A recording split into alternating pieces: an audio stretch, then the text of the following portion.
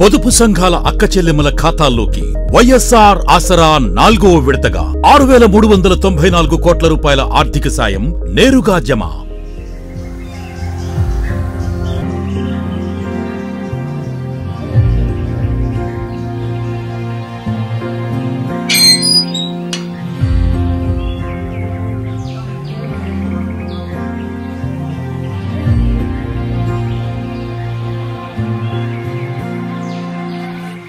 ఇదిగోమ్మా దాసరా డబ్బులు.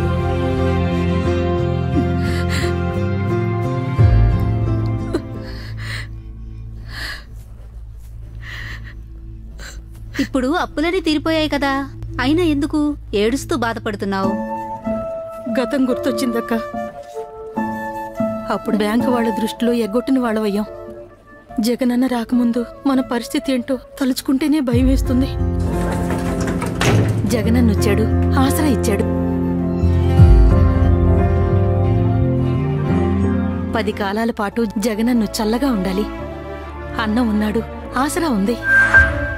గతంలో పొదుపు సంఘాల్లోని అక్కచెల్లెమ్మలకు రుణమాఫీ చేస్తామని చెప్పి చెయ్యకపోవడంతో నిర్వీర్యమై ఎన్పీఏలుగా మారాయి పొదుపు సంఘాలు.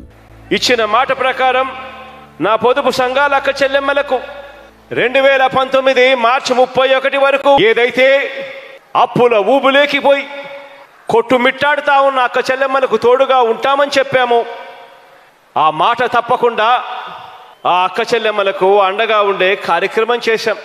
అక్క చెల్లెమ్మలు తమ కాళ్ల మీద తాము నిలబడేలా వ్యాపార దిగ్గజాలు బ్యాంకులతో ఒప్పందాలు చేసుకుని అక్క చెల్లెమ్మలకు చక్కటి వ్యాపార మార్గాలు చూపించారు జగనన్న. జగనన్న ప్రభుత్వం